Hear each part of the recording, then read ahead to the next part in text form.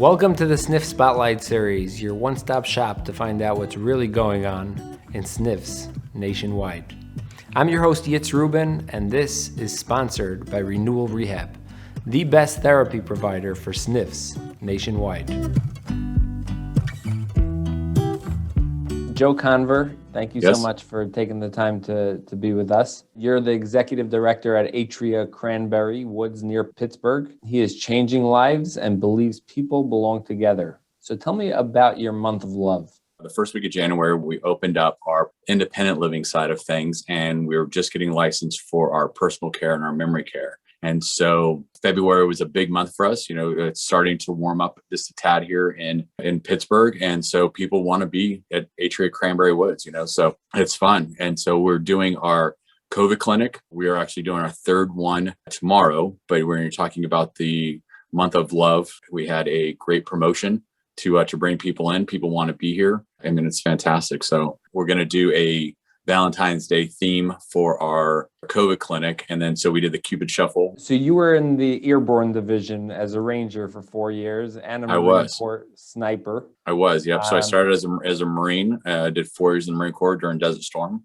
And then I did another 4 years in the Army as an airborne ranger. My journey's been actually fantastic. Starting out in the military, learning leadership and learning how to lead people. And then now I'm wearing a tutu and running a high-end senior living community. So there's a lot of leadership that goes along the way with all that. When you're talking about different leadership styles, starting out as very authoritative and then transitioning into kind of that collaborative.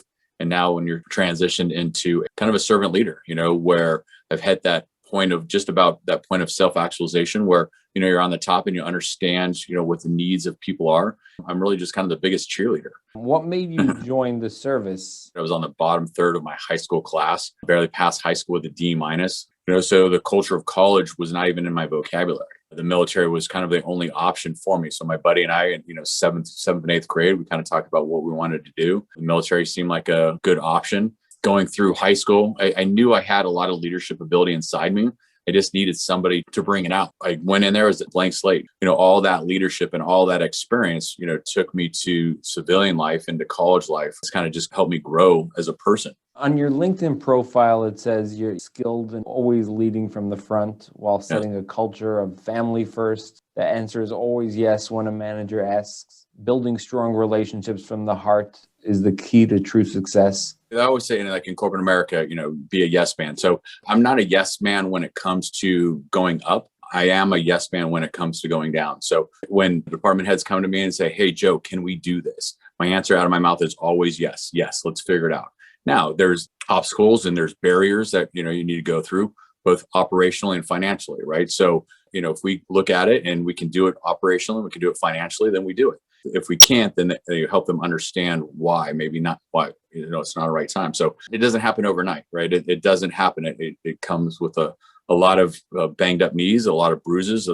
I've failed a number of times to figure out who I was personally. Now I know who I am and where I'm going. And so when you're talking about that, it is important. It's important to have a culture that people are willing to say, hey, let's do this and think of grandeur. And think, above and beyond. So I hear you've done 167 jumps. When you're on jump status for 4 years, it's fantastic. I didn't do any combat jumps. It was all out of, C-130s, C-141s, C-5s, helicopters. I've jumped out of Chinooks, Blackhawks, Hueys. Sometimes we've done a couple in a day. What do you take from the military that you can now apply to running a senior living community?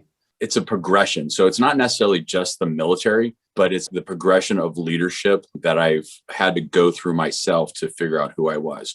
Leadership style starts one way, and as it develops and it grows and you mature, you understand who you are and what it takes to lead other people, because you can't lead everybody the same exact way. Over the last year and a half, it's really developed again because I started reading books on servant leadership and, reflecting again on who I wanted to be and what I wanted to do with this brand new community. And so watching it grow and develop, and I had the opportunity to have a culture that I believed in. I did a lot of interviews for the 10 department heads, and we talked about, what hospitality is all about. What does it mean for care and for life? And I was able to handpick 10 wonderful department heads that have that culture and not the same mentality as I do. So it's that group think, but it's one of those things where, the answer is always yes. Come to me with hospitality in your heart and we'll figure it out. And so their opinions matter because, I set it up where it's their own